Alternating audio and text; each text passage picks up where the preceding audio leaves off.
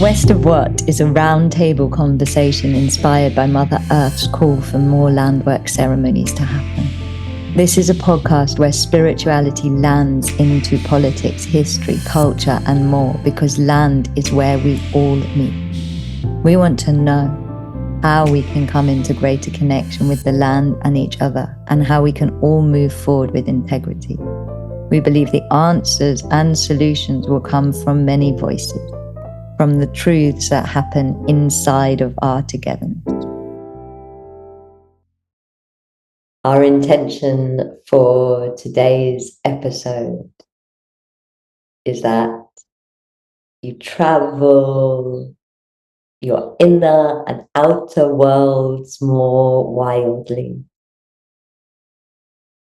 And I am so excited to have Henzor Rashid here as a guest. Unfortunately, Ekblue cannot be here, but it's going to be me and Henzor today, and I have been brimming with excitement about this conversation because I was deeply lucky to be told about the work that Henzor is doing when I first arrived in Bali last year.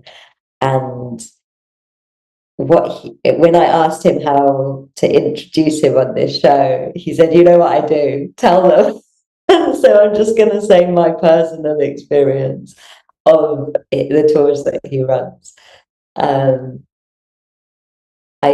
feel that what Henzor does is he takes groups of people to the truth of the land and the truth of the island of Bali, and reminds every single person not just to get caught up in the human and Western version of Bali, but to truly meet and connect with what the land is actually about on a deeper level. And he does it by taking us to amazing waterfalls and out of cities and into nature and to Balinese people. And I think this is amazing. It is my favorite thing to do in Bali. And I have had many inspiring conversations with him about culture and land, and I feel like his voice is going to be hugely important on this show. So that is my introduction of what you do. If I have missed things out or you want to add to it, please just say. No, thank you so much for the introduction, Kahreela. No, but spot on. The idea is I always believe, like, and thanks to a guy called Graham Hancock. I don't know, probably most of the people listening have heard of him. He said we are a species um, sick with dementia. We have forgotten where we have come from, and that was the beginning of my journey about almost 15 years ago. Is I was in places. I was lucky enough to be in places where I felt uh, some energetic force that couldn't explain then, and I couldn't understand. And I had my first spiritual experiences then. And then I spent most of the last 15 years trying to understand what happened. What was that we have forgotten in our daily life in the cities, or in our busy life in companies, or in our life, opportunist capitalist life, and with one another, thinking that we need to work for a full month to make money at the end of the month, and that's the only way we can live life. And then at the end, we retire, and we make money. We basically continue spending our pension that we spent most of our life saving, and that's it. So I felt like there is another dimension, sort of a parallel dimension in life that is working, that we as humans need to experience. And after these 15 years trying to figure out how to get the humans to touch that, what I've touched 15 years ago, I realized that the two places that you can go and find that and connect with it is nature, as raw as it gets, because I believe nature is the purest manifestation of the divine, and that's where actually you can reach the source super easily. And the second is ancient philosophies and culture. If you actually can go there and can actually connect to ancient philosophies, is it's the best way we as humans could interact with what surrounds us and what we feel within us, and connect back to our stories. And there only I realized, okay, there have been people living in this parallel universe for so long, and we've just lost our way. We've lost our compass. We've been navigating without a compass, and that's why we ended up here where we are today. um, sort of thing. So I connect people to that. I take people into curated nature and cultural experiences, no matter what form that takes. An event, a couple of hours event, up to 7 days tour. So, It's so funny that you use the word dementia, because I often feel like the current patriarchal Western system is in a state of dementia. And I often describe it as that. So I really do resonate. I want to ask, when you had that experience of touching the other dimension, where was it? What happened? Where were it was you? in Konya.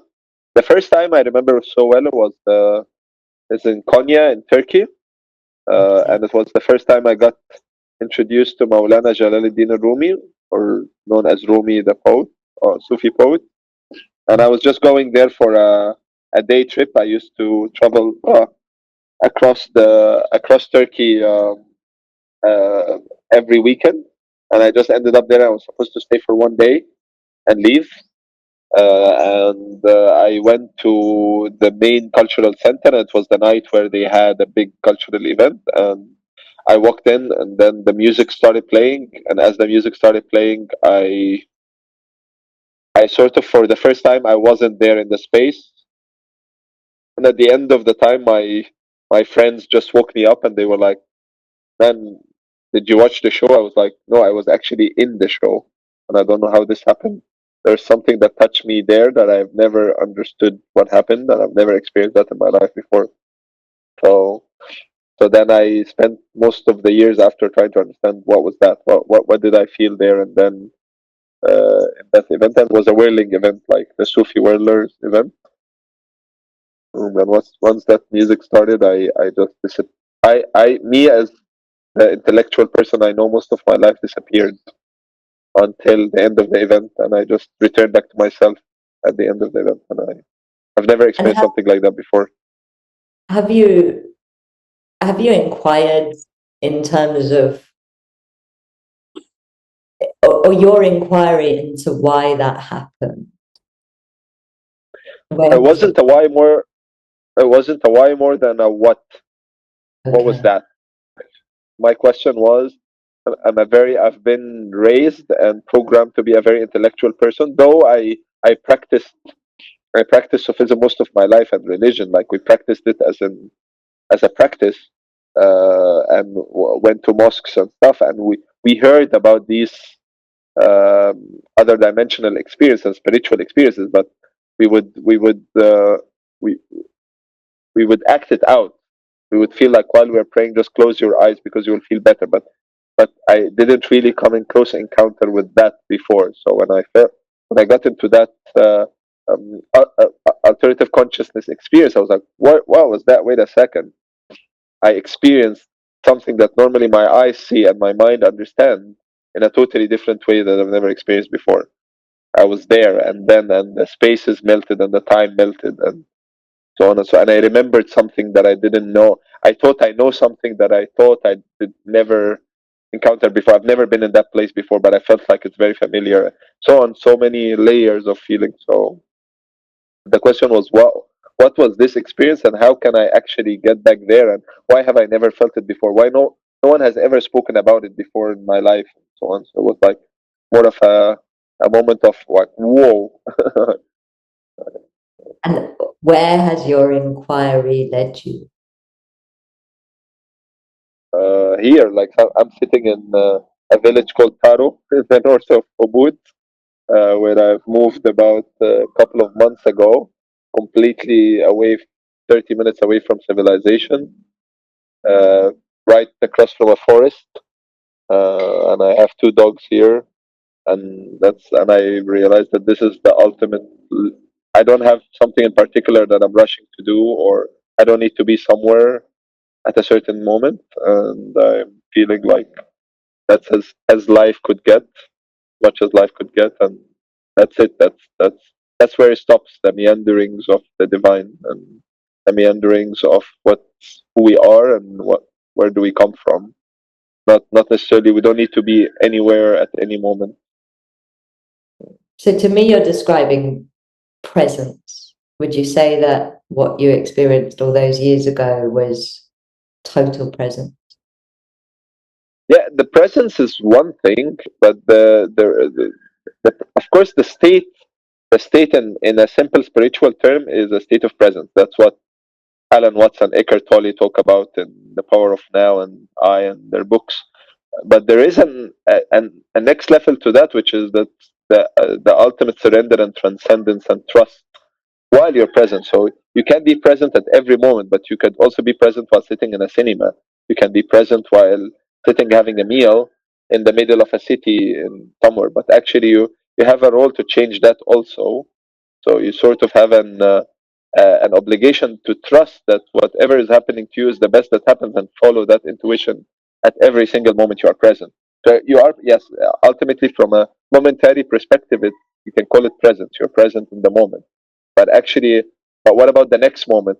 Are you going to be present again? But what about the next moment? And what if a sequence of present moments that you would actually scatter it scatter it out over 10 years? How would that look like? Then you would realize, okay, but at a certain moment you cannot just be present in silence or present in a moment, or you can be a monk that's monking out, and that's fine, totally. That's a way of living it. But also you can be present and in action. You can be present and doing something. You can be present and aware of what's happening to you as a person, and what your body needs to eat. You can be present and seeing injustice, like what's happening in some places around the world, where you feel like there are some more powerful people taking advantage of weaker people. Then you can have an opinion about that while being present. It doesn't disrupt your presence or your spirituality in any form or shape, as long as you're in that balance of full surrender and trust and transcendence to who you are and what you want and where you're supposed to become, and just let that flow take you, sort of thing. And do you feel that going to places in certain places in nature assists with coming into this level of presence? uh, you can have it in the middle of a club in Ibiza. You can definitely have that, but you need to be working a lot on yourself. Like, you need to be mastering who you are so much, mastering every emotion and every, like, your persona, your ego, your higher self, your everything, your spirit guides, every level of who you are needs to be mastered, so that you can actually have it in the middle of a club in Ibiza. But you don't need to master anything when you are in nature. You can just, if I take you and put you in nature today, you can, the chances are way higher to reach there. Of course, there are people that arrive to nature and are still in their head and are still very busy and noisy and cannot surrender to the moment and cannot trust what's happening. But mostly, I've seen it, like, if you do it for one day, yeah, they're still chattery. 2 days less. By the third day, you have no choice. Nature takes over, because it knows nature has all the codes and all the ways and all the pathways that can take you back home, to who you truly are and where you come from, which is what I experienced then and there in that first encounter, was a feeling of, I know this place, it's super familiar, I'm home, sort of thing. And that I is easily attained in nature, when I figured that out a few years after. But having been on your tours, you are not just picking any place in nature. You are picking places in nature that I would say are portals or incredibly like they are what I would call places of initiation. Mm. Does that Yeah. resonate with you? Or I mean, of course, because you are attuned with your journey. So when you are there, you could make sense out of why you are there. You yourself. But I don't intend to do that to everyone that is there. For me, if a person would sit in silence and in front of a waterfall or at the summit of a mountain, that for me is enough to. The goal of the day doesn't have to be that they go through an initiation or through their spiritual activation or something bigger than what it is. But returning back to what I was saying, nature in itself has that potency. So wherever you are on your life spiritual journey or life journey or life path, you can find it in nature wherever you are. You cannot find it anywhere else. You cannot find it sitting with your guru or with your teacher. You cannot find it. You cannot find it while you're studying on your own or meditation. You could possibly, but you will need triple or four times the effort to reach there. You can find it through synthetic psychedelics, or you could find that. You could still find it, but nature has it super. It has all these codes. You don't need to be.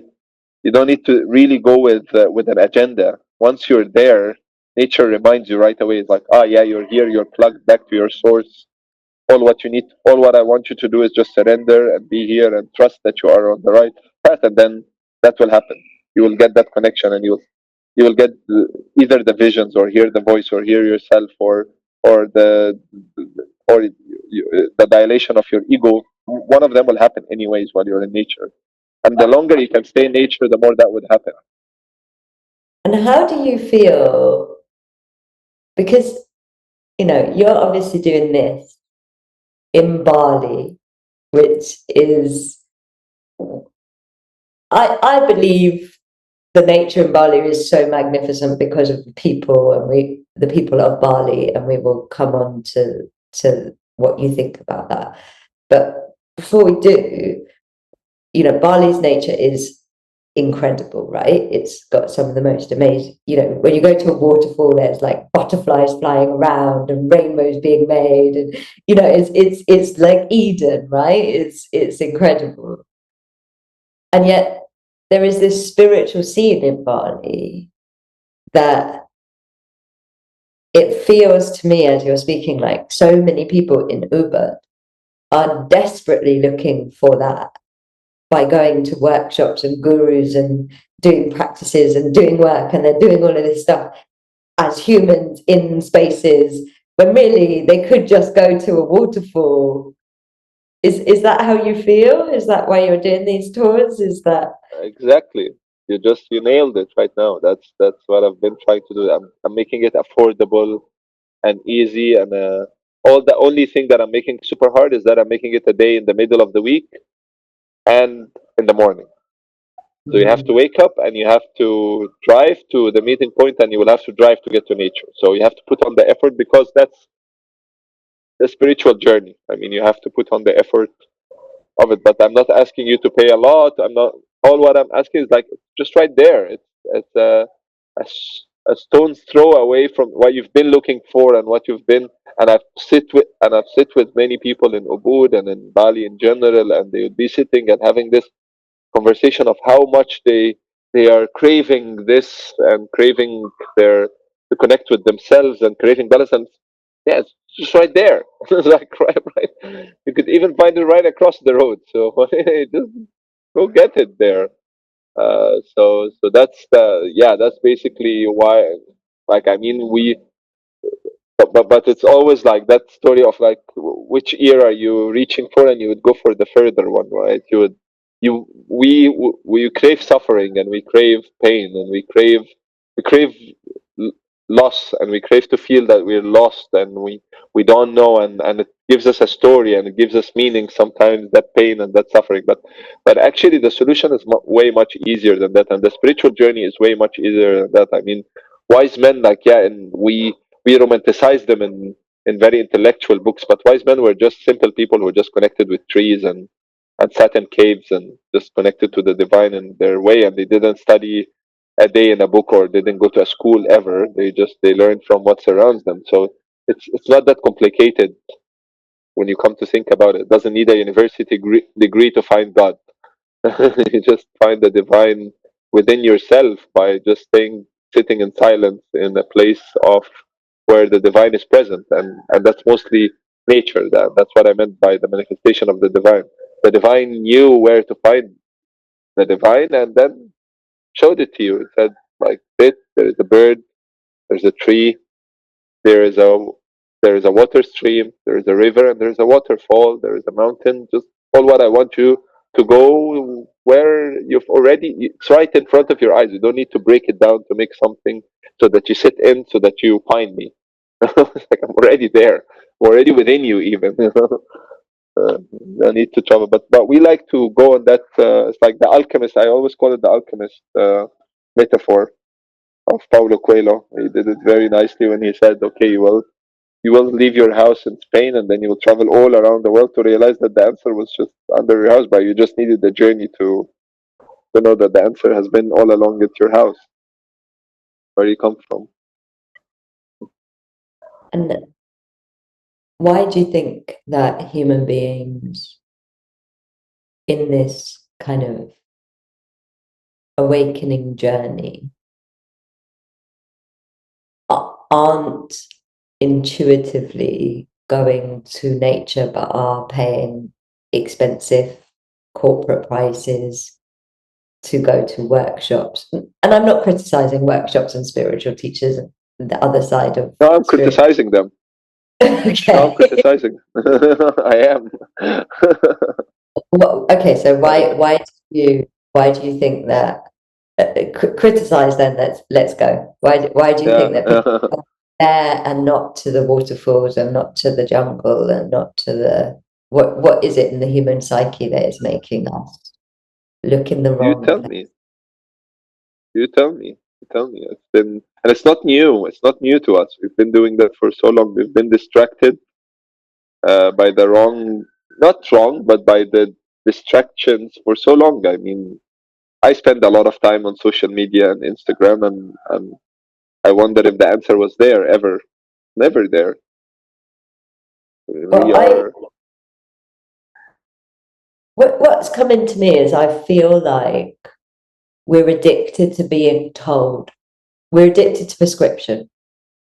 So that when you go to a waterfall or nature, no one's going to tell you how to do it. Nobody's going to yeah, prescribe how to get to the divine. And in the way that certainly in the West, in the way we're educated, in the way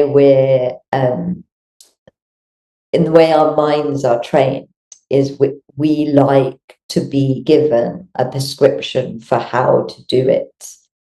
And therefore it is intimidating to people, or they just don't believe in it if if they have to go and show up and do it for themselves. I think that's what it might be in the collective psyche, is the addiction to a prescription, possibly. yeah.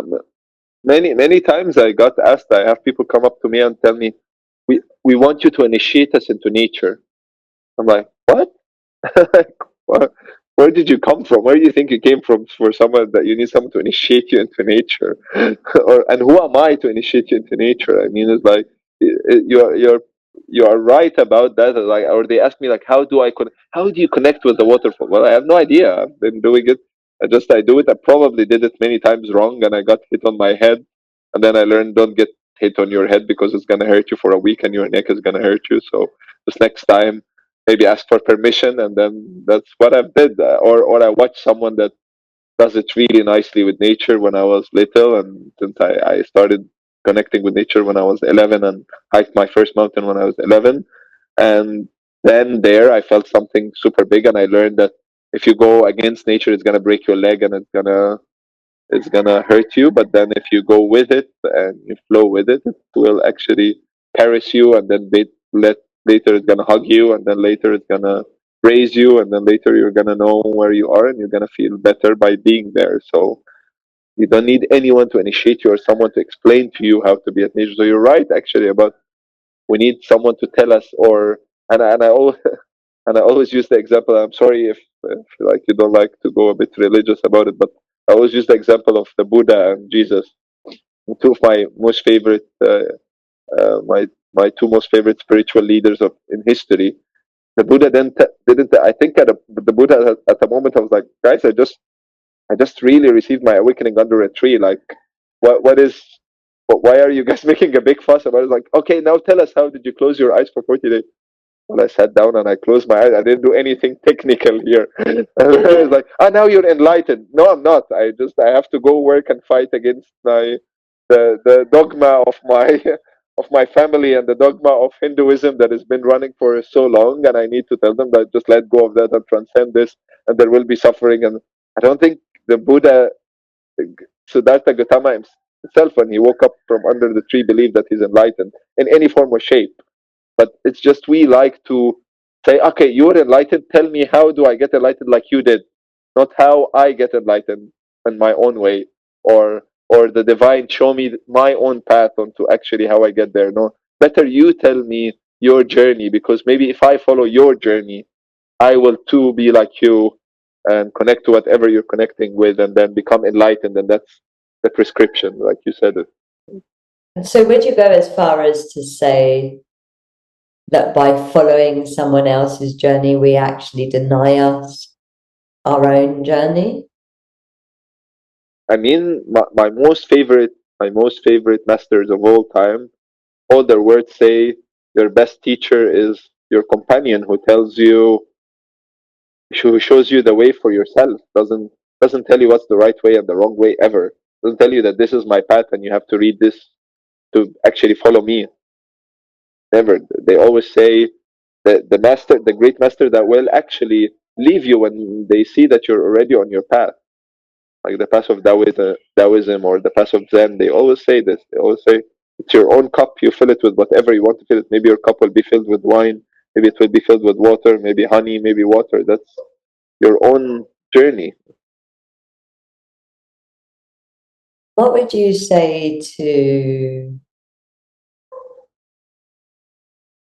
somebody that feels like they go into nature and they just can't get out of their head? So they understand the concept that we're chatting about, but they don't know. When they go, they don't feel the divine, like you have said, can be felt in nature. What would you say to them? I'll tell you what my meditation teacher said as a proverb. Or I don't remember who it was, but it was a Buddhist quote, and he said, like a good prescription is to sit and meditate every day for 10 minutes. And if you can't meditate for 10 minutes, meditate for 1 hour. That's why, like, oh, if you don't have the time to meditate for 10 minutes, then you have to meditate for 1 hour. That's what I always say with nature. If you unlucky, because I have to, I never, when I started Radio Adventure, I did never ever in my life wanted to make a 1 day tour. That was actually against my values. I say at least it takes 24 hours for people to sink in and actually start seeing what's happening around them. Let alone to connect with it, to sink in. And but now actually I get bigger groups when I go for 4 hours to the waterfall, and it's ridiculous because people want to reach enlightenment in 4 hours. They want to connect with nature in 4 hours. But it took me 15 years, and I still cannot say I still would spend 1 day in, like, we were yesterday at the waterfalls. Today in the morning I was already out of it because I had to drive through Ubud City. It's like, so it takes you so long to actually sink in. So if you can't get out of your head in 1 hour, then do it for six. If you can get out in six, then do it for 2 days. If you can, then do it for 10. If you can, for 2 years. If you can't, then you need to spend a lifetime in nature to actually understand, start seeing what's happening around you. And that was the path I tried to follow, and maybe I've reached there at a certain moment. I don't know if I'm there now or I lose it sometimes, but I that's where I aspire to be, and I've experienced it firsthand in my life, where I just spent. I remember it was 2017 or 2018 in my life, where I was doing nothing but going to places and just spending as much time as I could, either in an ancient temple or in nature, an ancient temple in nature or in nature, until I start getting it. getting what was going on around me. Why are the trees moving the way the trees move? Because the trees move a lot. I think they are not, but they're moving every day so much. Why are the waterfalls the amount of the types of waterfalls you can see in your life and the types of water stream? The water is saying so many. There are books that can be written about what the water says, or how the sun rises every single day is completely different. I've never seen in my life ever two sunrises the same or two sunsets the same ever in the same spot in Dahab on the beach. Watch the sunrise every single day. It's totally different, a completely different experience every single day, or sunset every single experience. In Luang Prabang in Laos, if you sit at that temple for sunset every single day, if the year, it's going to be a completely different experience. So it takes you a lot of time to start seeing nature, and then when you see nature, nature starts seeing you, and that's the second level. The first you see before you connect, before the connection, and all the connection is a very later stage. But actually seeing first, like seeing that, getting out of your head and realizing, there's a tree, there is an animal, there is actually a squirrel moving, there is the butterfly flying. And then when you start seeing nature, nature starts seeing you back. Welcome. You finally are here. Thank you for coming back. And you've been gone for so long and for many lifetimes, and welcome back. So, and then third thing, then nature starts, you start interacting with nature, and nature accepts you're interacting with it. And that's the next level. And then connection. And then this interaction turns into, yes, I walk in and I know where I'm heading, and then I ask for permission, and then nature says, welcome back. Just let's get fast into it. Like meditation. The first time you do meditation, there's the chatter. Second time, a bit faster. If you meditate for 5 years straight every single day for 1 hour, after 5 years you start getting into, okay, I just need 2 minutes and I'm in. That's You've your whole description of that has put the smile on my face that I have on Waterfall Wednesdays in Bali. It's I was channeling, connecting to a tree spirit once, and the tree said to me, the reason trees live so long is because they're so interested in how things are different. And if humans were more interested in how things were different, we would live longer because yeah. we wouldn't get bored, essentially. And I've got this image from that message of these 500-year-old trees that are still like, but what's, and the tree was like, it is different. Every second is so different, every moment creation is making a different, beautiful picture. And if you were actually present with it, you could live as long as trees or longer. Or yeah, or or not necessarily, but even if you experience a moment like a tree, probably you're not gonna move. That's the whole idea. Like that's what I tell people. Like trees move, they do walk like us actually. The study, but it takes them so long to take a single step. Like it takes them so long to move their bark and move their branches, and then start moving one small movement of roots. It could take 1,000 years to do that. But Wow. for us to experience that, we need to get it from the tree's point of view. Like if you are so balanced and so in the moment, you're gonna move very slowly as well as a human. Mm-hmm. So it's just that's what the tree is doing. It's so much in the moment and so much then and so much experiencing every single experience of it within itself and what's happening around it, that it's actually taking a moment, taking so long to make that first step or that first move. I Being love that super they intentional. walk. I love that they walk. I didn't know that they Yeah, walk. they do. That's They amazing. do. Um, and what's your, because Not obviously the this banana tree in your not the banana tree in your garden or the apple tree. No, I'm talking about like trees in the forest. Yeah. forest. And so do they Forest walk? tree. Do they walk as a forest? Do they walk Yeah, to, exactly. wow, they Exactly. walk together The as a forest forest? walks. The Forest march walks, yeah. trees As a group. up. As a group. Yeah. Oh, and can I? So we're obviously doing this interview in Bali, and in Bali, spirits are part of nature. Is that true for you? Are Spirits they are part of nature? nature. Yeah, Yeah, of course. I mean, nature. There is in the better answer to this question is in Egyptology, actually, not in Balinese. In Egyptology, the word for spirit is neter, or yeah, the right way to read it is actually nature, yeah, and they believe that this word comes from, that's the origin of the word nature. So there is no spirit and nature. There is nature is spirit and spirit is nature. There is no. It's like we are just the only. I think we are the only species or creature that actually steps out and says, "Ah, me and nature." No, there's that yeah. separation doesn't exist. There's you. There is you, and you are because of nature, and nature is because of you, and then it's this reciprocal cycle. It's And so, but in Bali, the Balinese people make offerings to the spirits, right? everything. And are they offering to what would be called in ancient Egypt the nators, or are they offering to something else? Yeah, to all of it. Yeah, yeah. So in Bali, they are sort of like they try to categorize them for themselves, but Okay. it all comes from the same spirit. It's one spirit that actually takes form, like in ancient Egypt, like the natures in ancient Egypt. So they are. So the tree is a tree, yes, but it's also part of that collective. So I do an Uh-huh. offering for the tree. A bit what the tree spirit form is requesting from me will take that offering. Different from my house, which is also a spirit. Different from my motorbike. Different from my knife. Different from my temple and the deities in the temple and the ancestors.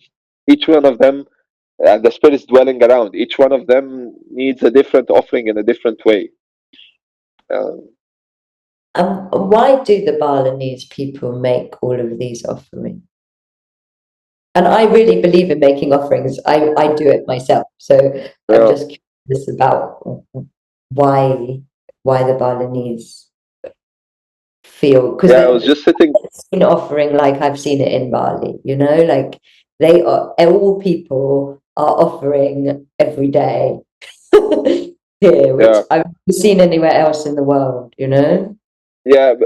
But just to answer this quickly, and then I'll jump into the answer of the first question of why do they do the offering. So first, the Balinese don't do the special thing. It's not the Balinese that are special. It's us that forgot. Yeah, I agree with Like you. we've always done offering. Like everyone in their ancient land, whatever land you come from, whether you're Celtic, Germanic, Viking, Greek, Roman, I Egyptian, agree with you. whatever you are from, you've done your offerings at a certain moment in history, but we forgot that. So that's back to the dementia part. So, but we're lucky to be here in a land that still does what our ancient and philosophies and our ancient temples and our ancestors have done that we know they've done, but we forgot. So Bali does it because they remember, and that's why I am here. I am here because I finally found a place that still remembers how to do the rituals that we have forgotten elsewhere. I, But then, I agree with you. I feel like we forgot, and it was also persecuted out of us, depending on yeah, where you were. yeah, Like if you're yeah, from absolutely, England, we were brutally suppressed and terrorized for doing our magic and our offerings. And yeah, so, depending on and where you were in the and that's world, what most of the world doesn't know. So most of the world, we actually in many places around the world, we blame the Brits and blame the Romans. But what we don't know is that actually the British and the Celtic and the Roman people were the first that actually got persecuted out of it. They were the first one that got called witches and got called black magic and actually got their shamans burned. It had to start with them and then spread all around the world. But we because we got colonized and we had the Romans coming and destroying our culture and our closing our temples. So we feel like it came from an external. So all the Romans were against us, but actually, the Roman people in Rome were also persecuted for doing whatever they believed in. When Yeah. that new belief came in and that new system, the new order that they brought in that made us forget happened to us. So luckily Bali is an island, an historically insignificant island in the middle of the Indian Ocean that no one needed to travel all the way to Bali. Bali is not rich in resources like Sumatra or Sulawesi or Papua. So it didn't need to go through this. They need to go through the persecution to forget who they are. They had colonizers, but the colonizers were not super interested in implying their culture like what happened in the other islands. They let the Balinese do whatever because Bali wasn't a rich country. Bali is today a rich country because of tourism, because of the tourists that wanted to come 100 years ago to watch what was happening in Bali. But the Balinese, they didn't have gold, they didn't have oil, they didn't have anything that the world was fighting over, or nutmeg, or spices, or anything.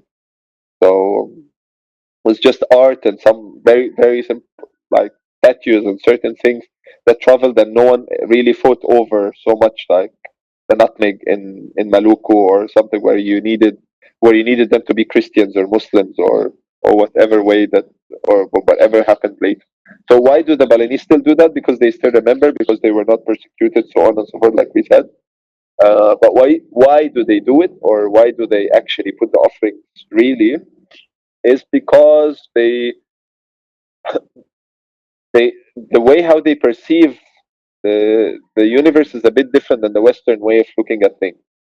So we have believed that you have to work to get, you have to do something. So I have to be nice to Kahreela for Kahreela to be nice to me. I have to I have to actually work throughout the month so that I get paid at the end of the month. But the Balinese start the opposite direction. They say, what if I'm given everything I need to start with? I'm Wow. already I'm already in abundance. I'm already at full state. How would I live life? Because I'm Wow. already at balance without anything from the start. I'm at balance. I have nature around me giving me everything I need. The land is giving me food. I have shelter above my head. I have a community to support me. So how do I go about that? So first I'll be grateful. So the first type of offering they do in the morning is the gratitude of, like, first I say thank you for everything I get given every day. The land I get given, the nature around me that I get given, the family I get given. So they start giving offerings to everything that supports them with that, and they have ceremonies for everything that they thank. They give gratitude to the knowledge, the motorbikes, the cars, the knives, everything that does function in their life. They thank it every single day. That's number Mm. one. Good. Number two is like, okay, but also it's not enough only to thank it, but I also want to sort of this to continue. So I also want to give an offering to continue this from happening. So it becomes a cycle. It becomes like, I'm already getting a lot, but what if I actually take part of what I'm getting and I give it back? It will come to me bigger, and I give it back, and it comes more, and I give it back, and it comes more. And that's the concept of abundance. So then I give an offering, a bit of an offering. So if I want rice and I already have rice, what if I give an offering of a bit of rice? If I give an offering of a bit of chocolate, if I give an offering for coffee, cigarettes, whatever, it will come back more, because I am giving to something that is way bigger than me. That divine power, that divine force that already is giving me abundance. But what if I actually act off? I'm gonna give a bit of this abundance back to already something abundant, something limitless. It will actually come to me more multiplied. So that's the second reason they do the offering. The third reason is permission and protection. It's like they believe, okay, but then everything around me that I'm interacting with actually takes form. And this form can be either high frequency or low frequency. None of them is bad or good, but it's high frequency or low frequency. The high frequency can lift me up, and the low frequency can bring me down and can actually create harm or suffering to me. So I ask first from the high frequency to continue being high frequency. So I ask permission from it to continue doing what I'm doing. And I ask the low frequency to protect me. I ask it, please don't harm me. So for the motorbike, I want it I give it an offering to actually drive me safely to my job or to my land or to my home. And I ask from it also not to give me, not to make an accident and not to fall and not to hurt me and not to injure me. This is the three reasons I have gathered throughout the years why the Balinese do their offerings every single day, and they spend so much money and so much effort on offerings because they believe the more I put into that is just a small amount from what I'm already getting, which is Yeah. abundant. If I put everything in, it's like cashing in and gambling. You know, it's like I'm gonna cash in because, but I'm gambling with something that, anyways, I'm sure about the result will come high back to me. Wow.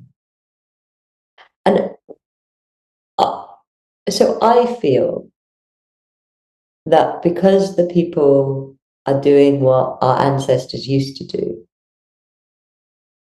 the the nature in Bali, the magic flows properly because of those offerings. Hmm. No, I feel like Uh, no, it's not. It's not this way. It's already there, right? oh, It's already there before. So I'm just trying to turn the light on. Uh, no. so it's already it's already there. It's already been there. Uh, but then when you do the offering, the harmony stays. So there's Okay. already a harmony.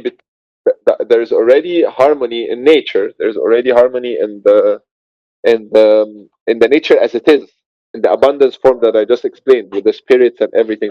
That's already there. It's already given. So all what we need to do is to actually uh, just sort when you give an offering, the harmony gets maintained. It continues. And But so in do our you case, other lands are affected because we're not doing offering? exactly. Then you need, that's what I meant to say. It's like not because we don't do offering. No, we do the opposite also. We actually cut trees and we go and we fight with each other and we compete and we are so neck to neck about getting everything from nature, and we are actually destroying nature to make villas. Then we compete with each other and we live in harmony. We don't live in harmony with one another, so we're actually impacting the harmony. We're destabilizing the harmony while not doing even the thank you or the gratitude and the permission and the protection and so on and so forth.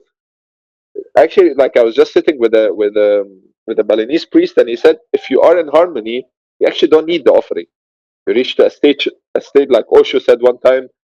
If you reach to a certain stage of balance, you don't need the meditation. You don't need to close your eyes anymore and meditate.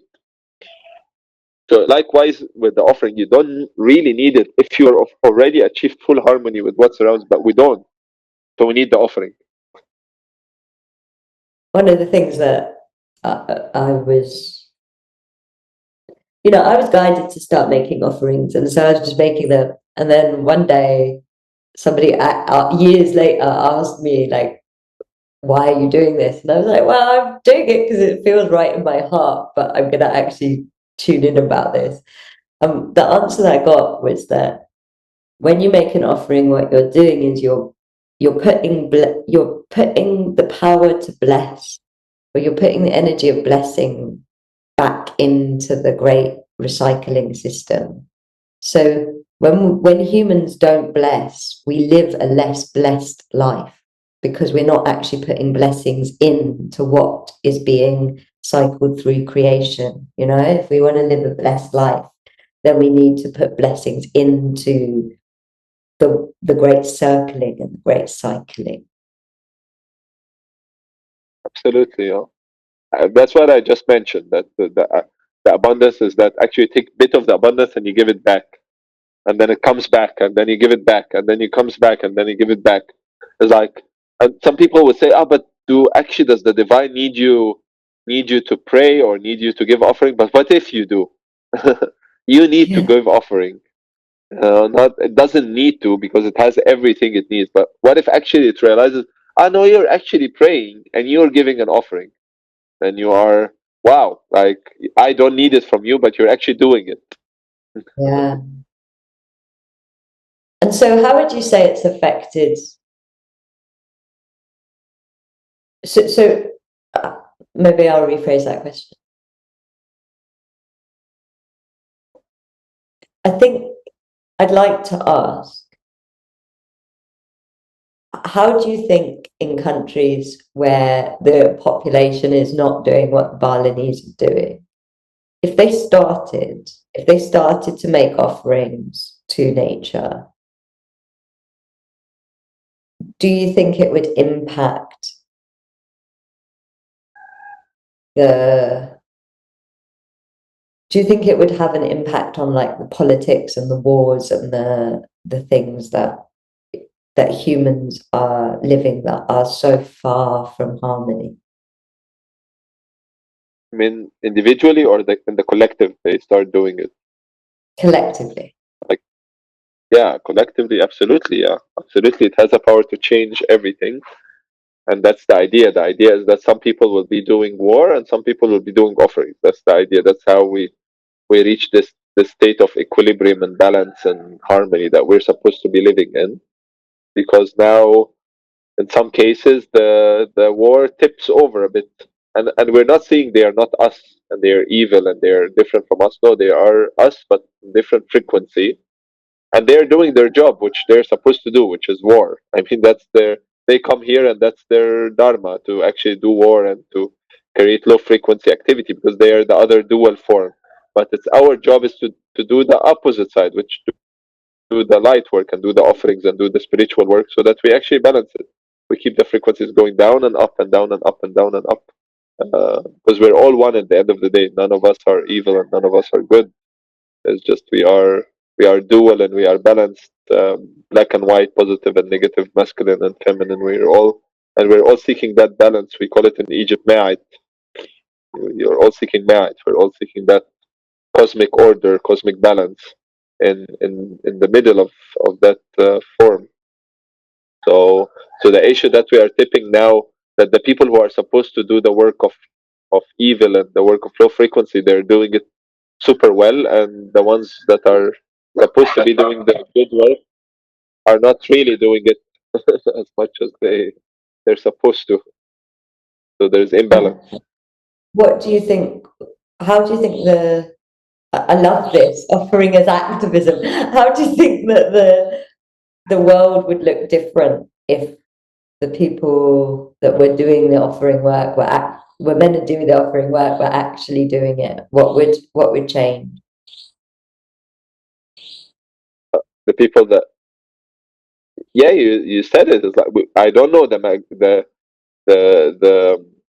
the magnitude of it, and it could go beyond our expectations. We could return back to live in paradise, like in many of the books, like the Lemurians or the Andromedans or the whoever lived on this earth, or the Atlanteans. These people who lived in a state of complete equilibrium at a certain moment, and life was flourished so much. I have no idea, but what I see in Bali is, if you do it often, you at least you yourself on an individual level will reach a state of harmony. Well, you will be happy and you'll be satisfied, and your neighbors will like you, and your parents will be happy with you, and you don't want to leave your land to go somewhere else. You don't need to migrate because you have everything you need in your life. You don't need to effort more and collect more money to get elsewhere, because all what you need is here. That's what I think. But I don't think it stops at offering. I think it actually starts from the heart. And that's where the Balinese are missing it a little bit, because the Balinese themselves are reaching to a moment where they just do the offerings, but they don't do the heart work. A lot of them are losing the heart work. So I think it starts with the heart.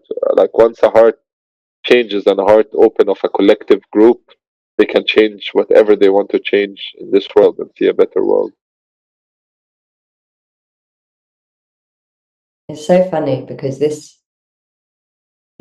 intention of West of What was always to, and I do want to ask you this question actually, it was always to kind of say, okay, we're here, we're at this point where there's immense imbalance and, crazy levels of privilege, crazy levels of unfairness, craziness going on in the world. We're clearly under the rule of a demented system. And How do we get elsewhere? Always. how do we move forward from here is really what the question is. is asking is like, we're here now. How do we?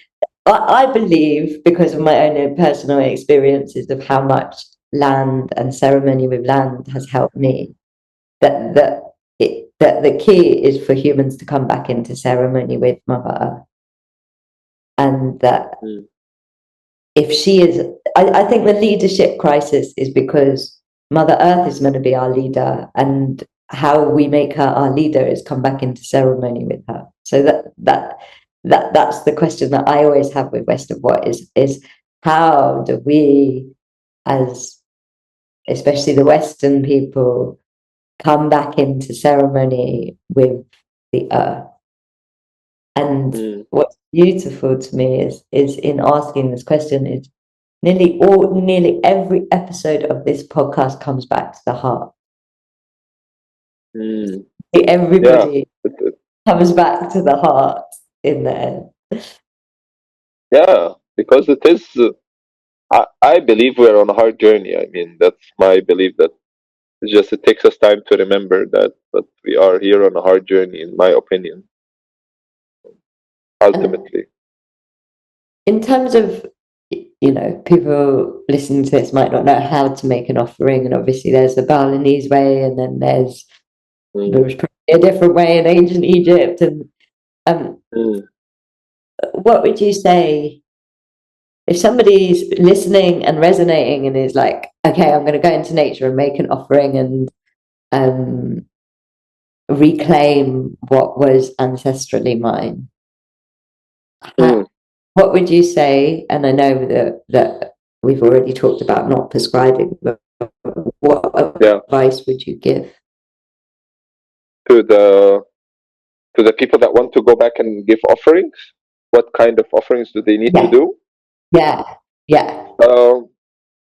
No, there is no one way of doing it. I even sometimes when we go into nature, I tell people just actually because sometimes they want to over technicalize it. Like, where do the Balinese put the flowers? And I have this friend who keeps on asking me these technical questions, like, why is the plate put in the northeast and this thing is put on that takes thousands of years to get to that structure. But all it starts with is actually that gratitude of actually, nature, you gave me something, let me return it back to you. And a bit of it. I'll take my bit that I need, but actually and the Balinese do something really nice that I learned from, like before they eat the rice, they have to donate part of the rice. They already give the offerings as part of the rice before they consume. So that they say, even the part I'm giving you is more important than the part I will keep for myself. But that's the whole idea. It doesn't have to get overcomplicated on how you do it. It's just from your heart, center in your heart, and just try to see what is it that you've been receiving your whole life.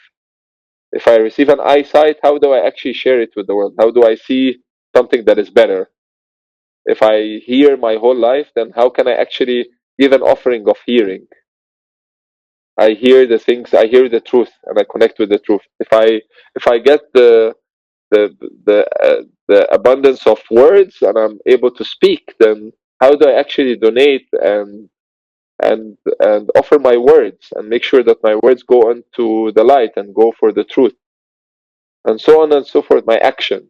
And you start from there. You don't need to, it doesn't have to be money always. Or and then after, like, if you find someone that needs help, why don't you give them money? Then why don't you turn your money into a beautiful looking offering in whichever way, and you put it where you think is very spiritual for you and a place that is special for you, or your house. Sometimes even putting up flowers in your house is an offering to your house itself. The bouquet of flowers, or buying orchids, or buying roses, or to your husband or wife or children. Everything, just if you put an intention that everything you do in your life is an offering back to what you've already received, that's already enough. And I don't think the divine and nature needs more than that from you. I don't, I see often, especially with Western people, especially with white Western people, a fear of doing that, mainly probably because of the persecution in their ancestry, but also because there's also this thing of not wanting to come to a land and colonize, I see What do you mean? like people not wanting to come and do offerings in Bali when Bali belongs to the Balinese. Do you see what I mean? Mm, And I just wonder yeah. if you can speak to that, because obviously, for me, I feel like if you arrive in a land and you don't make offerings, or at least open your heart to the nature spirits, you're not actually going to get into the magic of the land. Like you're not actually going to get properly into the land. And so Mm. I feel it's an important way to try, rather than something that is white people doing colonization again, coming over. Um, What do you think? I mean, the question is very multi-layered, and I can answer in many aspects. It depends, of course, on what you do and what you think is an offering, and how you do it, and who do you do it with, and what you want out of this offering. Because I see many people come to Bali and they only do offerings because they want to open their business and be rich, and that's a common case here. Or they want to open their hotel or open their guest house, and only then they want to do an offering to the land. I mean, that's so it's already their intention is I want to take so much, so I'm gonna do so little. So it's like that's a different case than what I've been describing about an offering earlier. So I'd rather for you to be kinder to the local than to actually put a basket of flowers or bring a priest and give them money. For me, at least, as Henzor. So it's like be a better human to yourself, and know where you buy your food from, rather than to actually dress up like a local and walk into a temple. So this is just to clarify my stance on that. For me, offerings is something that you do purely from your heart to be better as a person in general. But if you do an offering for the intention to later on get so much, then up to you. I mean, whatever. I don't know if it will be accepted or not. Like we have, I don't know, the famous biblical story of Abel and Cain. The whole conflict was that both of them did an offering actually, and one of them the offering was accepted, the other was not, and that's why one killed his brother. Maybe it was a learning for him that maybe you should accept that your offering wasn't accepted in a way or the other. But why did you do the offerings to start with? Well, that's always the question: is that are you doing the offerings to be accepted from you, or you're doing the offering from your heart? uh, so that's where I draw the line a little bit. There are so many. The question is very multi-layered, and there's so much cultural appropriation in it, and there's so much neo-colonization in it. But there's also so much respect of the land, and there's so much honoring of the land in it. Both are there. And how much do you honor the locals when you do that? And are the locals actually the locals that are walking the path, or they're locals that found out by acting with you this game of together doing the offering also, and they make a buck out of it? Is also is it really an offering when you just take a priest with you and you both act this movie in front of the divine, and you're like, okay, let's dress up like locals, both of us. I'll take from you $200, and I will act like a priest also, though I'm a priest, but once I ask for money I'm not a priest anymore. And you act also like a local, and you dress up like a local, and you appropriate the culture of the local, and we walk together into a temple and we act like we are doing it. Is it really done for that, or is it done for a pure reason? Or do we have a pure heart? And luckily, we stumbled into a priest that was in their own zone and doing their priesthood work. And we are also luckily here because we got called to be where we are, and we do it. There's so many. There's no gray. There is no black and white in that, and there is no right or wrong in that. In my opinion, it's just how much is it pure, and how much do I honor it when I do it. And sometimes it's not necessary to do it if I'm appropriating someone else's culture. No. We were talking about offerings and land and energy and magic. And you said, and you're obviously from Egypt, which is another place where there is high magic and where there definitely And high used culture and high to cultural appropriation, and new colonization also. all of it. Yeah. And you said something to me. I said something, I can't even remember what I said, but you said Egypt's fucked. And I wondered why you said that. We were talking about land and magic and offerings, and you were like, Yeah.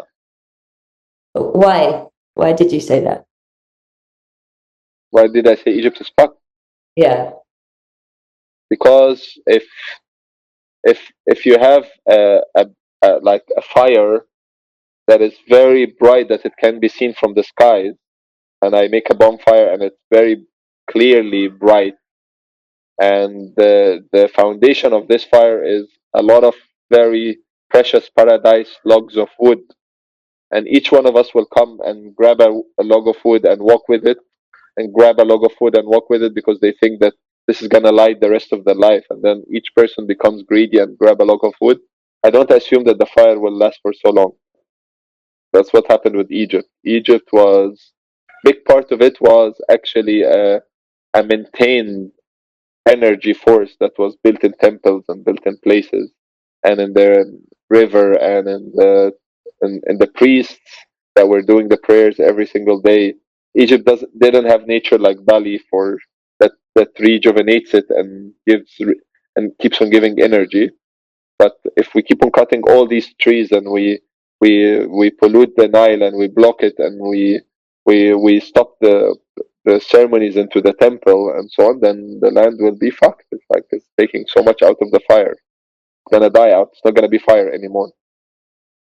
And how do you feel about So, all of the people that are coming to Egypt that are called to come and do ceremonies in these temples that are technically by the government not allowed to have ceremonies in them, and the kind of spiritual no, the tour. government. That's not true. The government is allowing the ceremonies to happen at the right price, which tells you a lot about the ceremonies. And if you're willing to pay a high price for a government that is corrupt to accept the money to make ceremonies, then you need to question your spirituality. That's the issue that we have in Egypt today, is that people think that they're doing ceremonies, but they're really actually contributing to a corrupt place that has been a corrupt system that has been screwing with Egypt for over 2,000 years. And it's a generation over a generation over a generation of corrupt people that come in, that have been hand put into Egypt to actually destroy it from within. And that's the case of Egypt. If people want to do real ceremonies in Egypt, come and live in Egypt. Come live with the Egyptians and live their daily life, and then show us how to actually reactivate this country back. Don't Ceremony doesn't mean walk into the temple and sit and do shamanic drumming. That's not a ceremony. Or take a water from the Nile and put it in. That's not. That's these are. This is completely. If the Balinese do this and then they leave their country and go every single day, they put the offering, and then they travel for 6 months and they come back, put one offering. That's none of Bali will remain. The Balinese wake up every single day, do the offering, and we need Egyptians or people who are committed to the land. Don't have to be ethnically Egyptians, but people who are committed to Egypt for a long term, that actually every single day wake up and do the offerings, and actually wake up and then go to jail and get caught up by this corrupt system, and actually go fight against this corrupt system, and many of them will end up in jail, like all of the great masters in history. That's what Egypt needs, and that's what Bali has.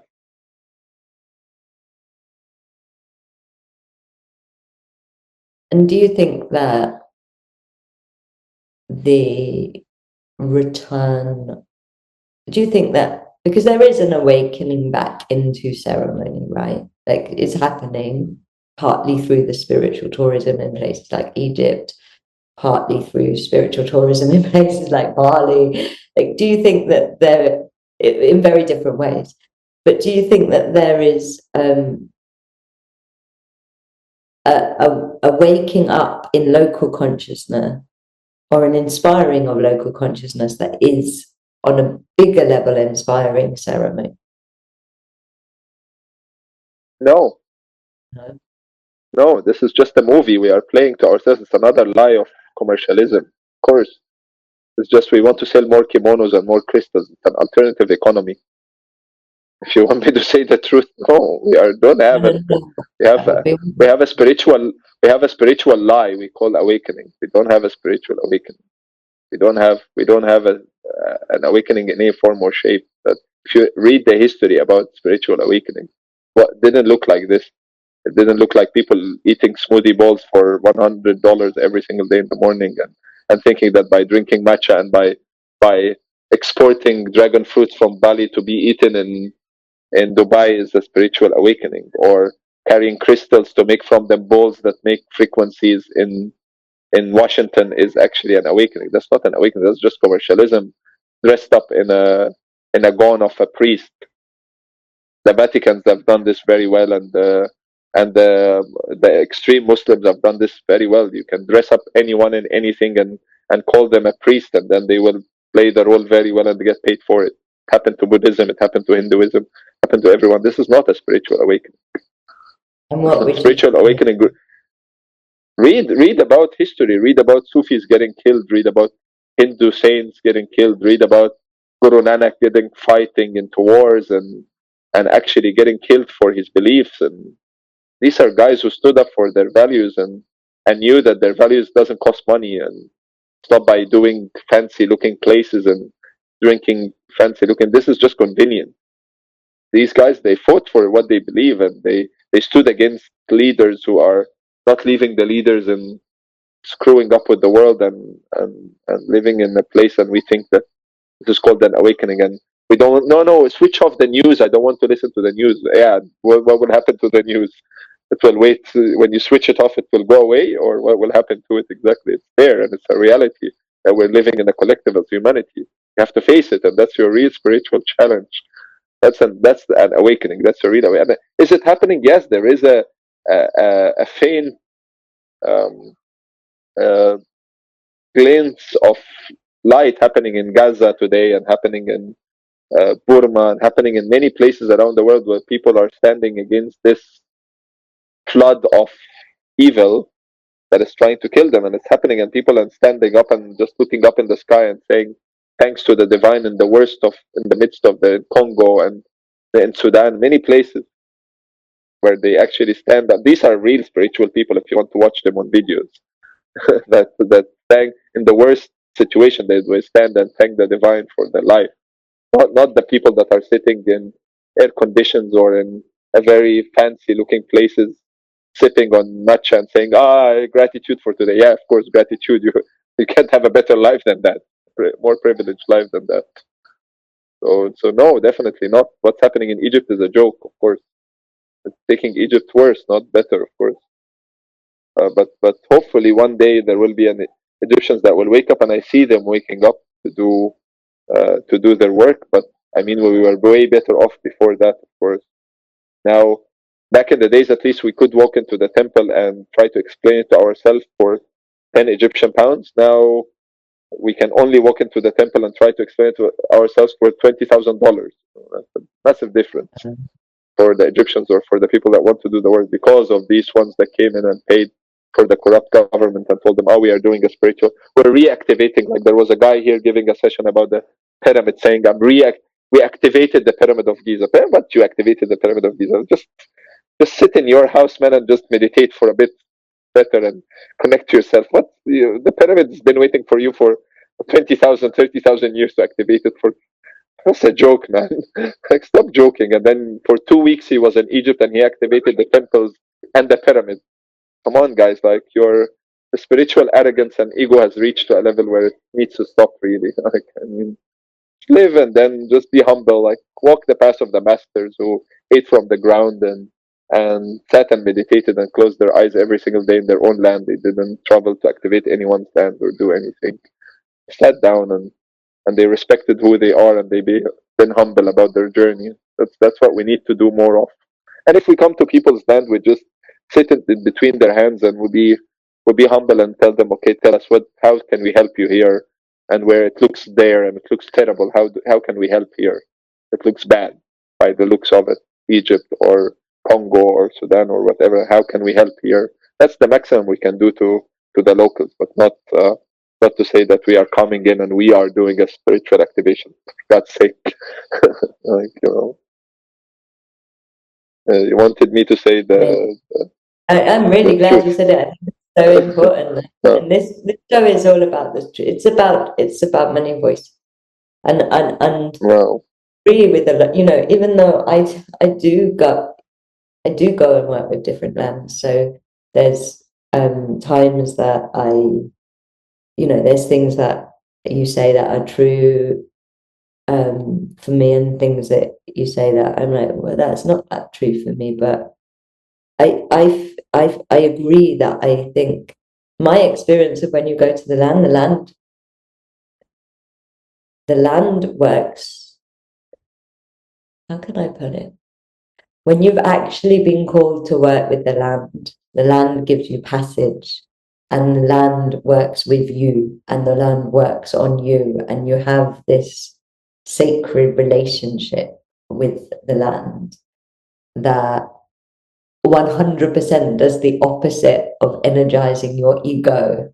Every time I have ever worked with land, she has brought my face into the mud when I am Exactly. genuinely working with her. And so, and a land, for me, when I work with different lands, I meet different parts of myself. And there is reason to, when we have this privilege, if we are being called to go to other lands to go and work, because those, when you come into ceremony with a different land, different parts of you get different medicine. And I think that's important in this time. I think that's what Mother Earth Yeah, and wants. that's and this is where it stops. So it is an individual journey. We are here to just better for the betterment and the purity of ourselves, and it stops there. And like I said, it's a hard journey. We are here to just get our hearts open and beam that light and find that light within us, and then just beam it as much as we can into the world. Not to activate anything, and not to rise, and not to ascend, and all this is just a hype of of grandiosity that is really unneeded. Just if you are a good person and you're good to the person next to you and you're good to yourself, it's enough, and it's good. And trust me, your resonance is going to be amazing if you can do that and maintain that. Um, the land knows exactly what the land needs, and the land calls for what the land needs, and just being humbled and just listening and doing what we can do, and just like you said, put my head to the ground like the Muslims and the ancient Egyptians prayed, and just put my head to the ground and say, yeah, I'm here and I'm connecting with you, and that's all I can do, and that's it. This is our part. But that this big idea of like big thing that is happening or a big thing that is coming is, I think, is a bit egotistic from our side. Like, was it not there before, uh, or is it coming big, and because we are here, or are we better than the ones that were before us, or are we worse than the ones that were before us? That's why we need to do that thing. Doesn't matter. I mean, all these questions don't really matter. What matters is, am I a better human than yesterday? Am I doing am I doing as much as I could do for myself and for what's around me? If yes, then good. Be grateful about it and be blessed for your life because you're a good human. Hallelujah. You could have been a much better piece of shit, but then you're not. You're a good human. So it's good. We're lucky with that to have you as a good human among us. So, I disagree with you about activation. I think that humans and their ceremony are part of how the world creates itself. And I feel like our ceremony can have the power to, we are part of nature too. And I believe that our ceremony is part of how nature gardens itself. And so I agree with you that there is an egoic place that stuff can come from. And yet I've also seen that when true ceremony from the heart is done, it can have massive impact on the health of the nature, the frequency of a place, the manifestation. Because you humans know, are, yes, so also what can be very good for nature is just to leave nature do what nature knows what to do, and just be humble about it ourselves. Yeah, ceremony could help the health of nature, but what helps the health of nature more is for nature to be left on its own, without killing it, without putting more unnatural things into it by destroying it. She flourishes. She knows how to remember very well, and she does. Nature is being nature every single day, and we as nature can be nature every single day as much as we are. We are not better than lions or birds in any form or shape. We can do a better job at being humans, better humans for one another, definitely. We are not doing great at that, and maybe we can do ceremonies to be better humans for ourselves and for the environment around us, but for ourselves first. But nature knows exactly where nature is coming. If you would ask me about nature, I haven't spent most of my life in nature. Nature knows exactly, and we are just. If you would look at a friend of yours hiking a mountain, it's just a dot in a mountain. Nature doesn't need us to do anything for it. Trust me. If nature, let nature do what nature knows how to do very well without destroying it, and nature knows how to remember itself. That's my own take on it, on nature, being in nature, and just be humble about it, and nature knows exactly. And we are nature. There's nothing called there's nature and us.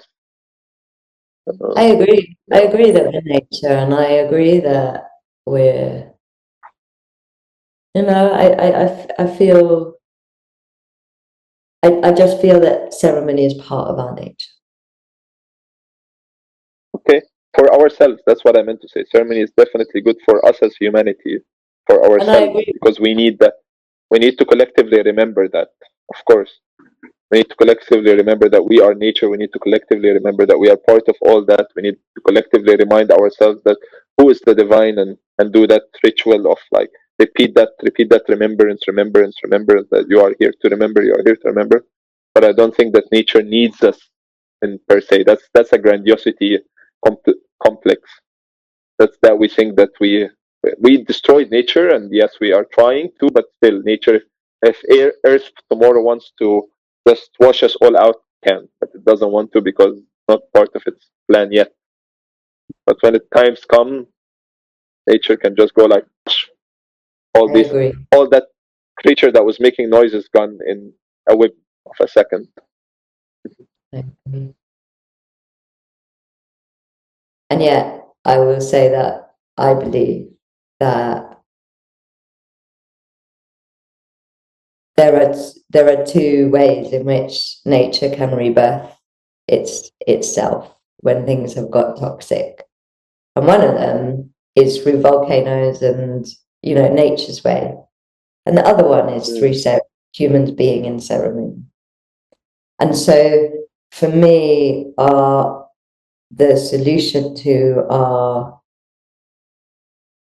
the solution to how toxic humanity has become as an expression of nature is by coming back into ceremony with nature. Huh? What we both agree on is that we need to have more ceremonies as humanity, and we need to be more in alignment with what's happening within us and around us. And that I don't think that this is unhealthy in any form or shape. What I'm just not liking is that we go to other people's land and claim that we are doing something big for their land and big for their activation and big for their, while without actually anybody asking us to be there or doing anything. And Like without no one, asking permission. Many people are yeah, actually or they're from not even asking, they're doing this and they're not even asking permission. no. And, And you sometimes know, they create more damage than good. Sometimes they damage more than they actually think that they help in many cases, but not in all the cases, and not there are of course always exceptions, and there are people who are always pure wherever they are and whatever they do.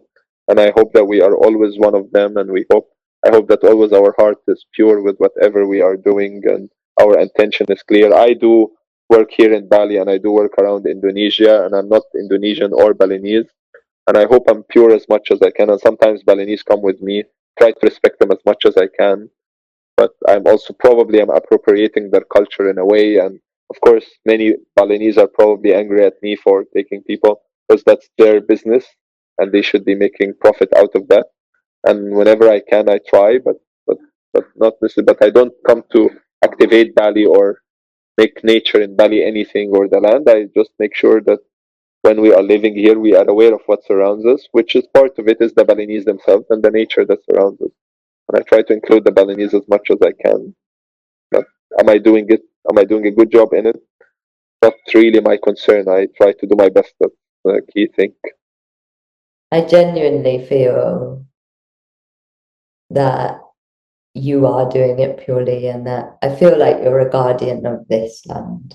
And I don't know why as somebody that isn't Balinese, you are a guardian of this land, but that's what I feel when I'm with you.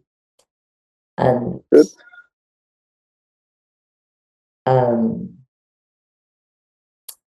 And I feel genuinely that the work that I am guided to do in different, I feel like my path has guided me to many different lands, and it's also from the same, it's always from the purest place in my heart, and a place that feels like it is Mother Earth telling me rather than me coming in and putting on her what I think needs to happen. And genuinely, every time what I feel gets healed through that is consciousness of humanity, not the other way around. Like the medicine is about humans getting healed by coming into ceremony. What I've gained from this conversation is that, and it's something that I sit with often, is that if your spiritual practice isn't making you a better human being, it's not the right practice. It's not spiritual. It's probably a practice, but it's not spiritual. The mere word spiritual means has a spirit in it, has something pure in it, something from the divine. So it could be a ritual, but not spiritual. And I think human beings have enough rituals that are not spiritual that we don't need to add to them. Yeah, absolutely. Not doing spiritual rituals. Yeah, exactly. Henzor, it has been so amazing. This conversation has touched me and challenged me in ways that I know are so in ways that that truth is speaking. And I'm so grateful to you for your truth and for your integrity and for the work that you're doing, because I think that it is so needed, especially in a place like Bali. And yeah, if anybody is in Bali, they should definitely go on the tours, because they are truly, truly amazing. Ridge adventures, go wild. They are my favorite thing to do in Bali, and Thank you so much. Satan has reached into my heart, shaken it up, and inspired ritual with spirit. So thank you so much. Thank you, Kahreela, and we will miss you here. Please, I know that you're on your way out of Bali. Enjoy it wherever you go, and we will be waiting for you to come back and join us again in our nature. I'm definitely coming back. I'm bug. Please. Thank you so much. Thank you. If today's episode touched your heart and you want to come into greater relationship with Mother Earth, visit landtantra.com and get involved. Your truth is part of this conversation, and we would love you to reach out on socials and let us know how it landed. And if it really inspired you, we hope you share it with others. Let's add more wow to our world.